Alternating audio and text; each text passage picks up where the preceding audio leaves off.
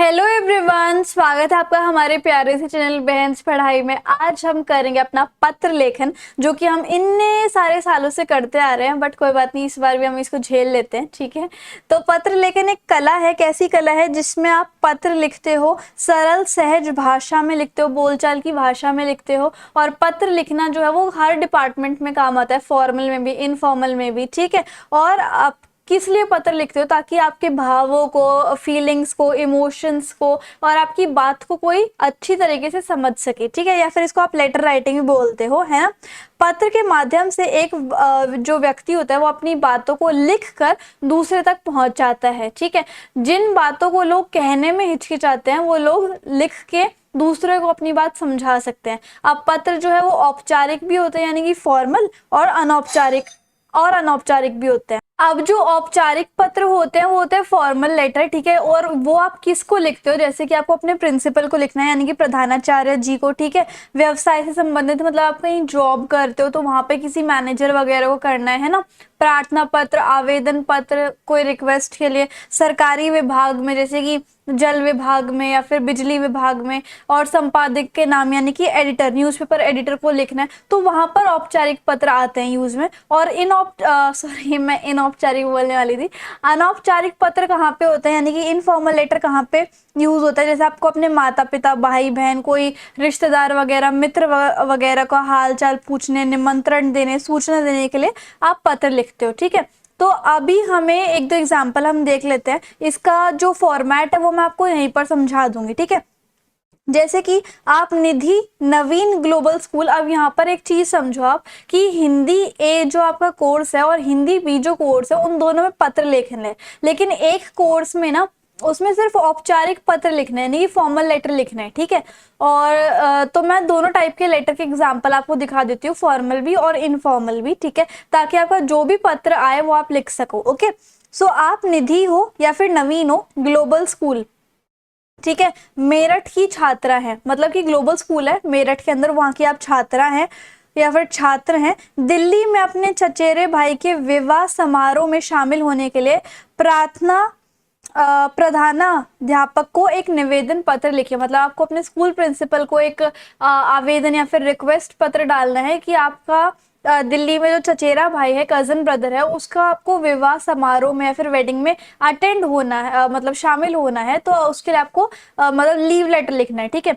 तो आप क्या लिखोगे? सेवा में श्रीमान प्रधानाध्यापक या फिर प्रधानाचार्य जी, ग्लोबल स्कूल मेरठ। तो सबसे पहले आपको सेवा में लिखना है, फिर एक लाइन छोड़ के फिर आपको जो रिसीवर है, जिसको ये पत्र मिलेगा, उसका एड्रेस लिखना है, ठीक है। फिर आपको विषय लिखना है कि आपने पत्र क्यों लिखा है, कि अवकाश प्राप्त करने हेतु आवेदन पत्र, की मुझे लीव चाहिए। और फिर आप एक लाइन फिर छोड़ के महोदय जी, ठीक है, महोदय जी लिखोगे। विनम्र निवेदन है कि आई रिक्वेस्ट यू, कि आप अपने आप, कि मैं आपके विद्यालय की, कि मैं जो हूँ आपके विद्यालय की 10वीं की छात्रा हूँ। महोदय, मुझे बताते हुए अत्यंत खुशी हो रही है कि मेरी चचेरी, अच्छा यहाँ पर बहन आ गया, ऊपर यहाँ पर भाई था, तो अब भाई जो भी है, भाई लिख देते हैं कि यहाँ पे गलत लिखा हुआ है, ठीक है। यहाँ पर आप लिख दो भाई की शादी तय हो गई है और उसका विवाह समारोह जो है इस तारीख को दिल्ली में है, ठीक है। ये हमारे परिवार की पहली शादी है जिसमें परिवार के छोटे से बड़े सभी सदस्य आने वाले हैं। अतः मैं भी इस परिवार के साथ इसमें शामिल होना चाहती हूँ। इसी कारणवश इस दिनांक से लेकर, यानी कि 15 तारीख से लेकर 25 तारीख तक मैं अवकाश लेना चाहती हूँ, यानी कि छुट्टी लेना चाहती हूँ। मैं जानती हूँ इस बार 10वीं बोर्ड की परीक्षा नजदीक है, किंतु मैं आपको आश्वासन दिलाती हूँ, कि मतलब मैं आपको भरोसा दिलाती हूँ कि विवाह समारोह से वापस आकर मैं मन लगाकर पढ़ाई करूंगी और 10वीं की परीक्षा में बहुत अच्छे नंबरों से पास भी होंगी, ठीक है। अतः आपसे निवेदन है कि जो दिनांक मैंने ऊपर बताई है, उस दिनांक से लेकर उस दिनांक तक का मुझे अवकाश या फिर छुट्टी प्रदान करने की कृपा करें, धन्यवाद। और नीचे आपकी डिटेल्स आ जाएंगी, जैसे कि आपकी आज्ञाकारी छात्रा, नाम, कक्षा, रोल नंबर और दिनांक, इस तरीके से, ठीक है। और जैसे कि आप गरिमा है, XYZ सॉफ्टेक में सीनियर, सॉफ्टेक एक कंपनी है, ठीक है, में सीनियर कंटेंट राइटर के रूप में कार्यरत है। कंपनी पॉलिसी के अनुसार 6 महीने के मातृत्व अवकाश की मांग करते हुए HR डिपार्टमेंट को पत्र लिखिए, आवश्यक विवरण भी दे। आप देखो यहाँ पर सेवा में लिखा आपने, ठीक है। उसके बाद रिसीवर का एड्रेस श्रीमान HR XYZ Softtech company Bengaluru, एक लाइन छोड़ के फिर आपको दिनांक लिखनी है। विषय आप लिखोगे मातृत्व अवकाश प्रदान प्राप्त करने हेतु आवेदन पत्र, ठीक है। सो ये मैटरनिटी लीव आई गेस, है ना। और फिर आपको लिखनी है महोदया जी, सविनय निवेदन है कि मैं आपकी कंपनी में सीनियर कंटेंट राइटर के पद पे कार्य करती हूँ। महोदया, मैं आपको इस शुभ न्यूज़ या फिर गुड न्यूज़ से अवगत करना चाहती हूँ कि बताना चाहती हूँ कि मैं माँ बनने वाली हूँ। शादी के 5 साल बाद मैं पहली संतान को जन्म देने वाली हूँ।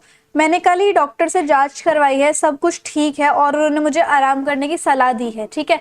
अब मैं कुछ माँ अपने घर पर आराम करना चाहती हूँ, ठीक है, ताकि अपना और अपने आने वाले बच्चे की सेहत का अच्छे से ख्याल रख सकूं, ठीक है। तो इस तरीके से आपको बताना है। महोदय, मैं आपका ध्यान अपनी कंपनी की पॉलिसी पर आकर्षित करवाना चाहती हूँ, जिसमें स्पष्ट लिखा है कि जो गर्भवती महिलाएं हैं उनको 6 महीने का मैटरनिटी लीव या फिर मातृत्व अवकाश निश्चित दिया जाना चाहिए। इस बात को ध्यान में रखते हुए मैं आपसे अवकाश की या नहीं की छुट्टी की मांग कर रही हूँ। आशा करती हूँ कि आप मेरे इस आवेदन पत्र को स्वीकार करेंगे और मुझे जुलाई से लेकर सितंबर तक का मातृत्व अवकाश देने की कृपा करेंगे। धन्यवाद, भवदीय गरिमा, सीनियर कंटेंट राइटर, ठीक है।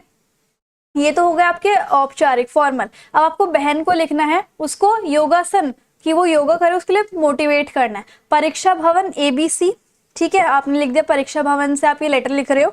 दिनांक और प्रिय बहन, ठीक है, खुश रहो, मैं यहाँ पर ठीक हूँ, कुशल हूँ। आशा करता हूँ कि तुम सब भी वहाँ पर कुशल होगे। अभी अभी मुझे पिताजी का पत्र मिला, उन्होंने घर के सभी समाचार बताए।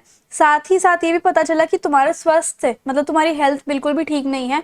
तुम अपने स्वास्थ्य का ध्यान रखो। तुम्हें तो पता ही होगा कि बिना सुख स्वस्थ शरीर के कुछ भी नहीं हो सकता, इसलिए आवश्यक है कि तुम योगासन करो। भागदौड़ भरी जिंदगी से व्यस्त रहने के कारण हमारा स्वास्थ्य जो है ठीक नहीं रहता और हम ध्यान भी नहीं देते, ठीक है। उसके बाद आप कुछ योगा की सजेशंस दोगे और योगा के बारे में इंपॉर्टेंस बताओगे। तो यहाँ पे आप लिख दो कि आशा करती हूँ कि तुम मेरी सलाह को मानोगी और अपने जीवन में योगा को महत्व दोगी। मुझे पूर्ण विश्वास है कि तुम जल्दी ही स्वस्थ हो जाओगी। माता पिता को मेरा प्रणाम देना और भाई को मेरा प्यार देना। तुम्हारी बहन आशा, ठीक है। तो इस तरीके से आपको अनौपचारिक पत्र लिखने हैं। फॉर्मेट आपको मैंने बता ही दिया और उसके बाद भी देखो यहाँ पर भी सेम फॉर्मेट। तो ये सब चीज़ें बहुत इजी है, हम बचपन से करते आ रहे हैं।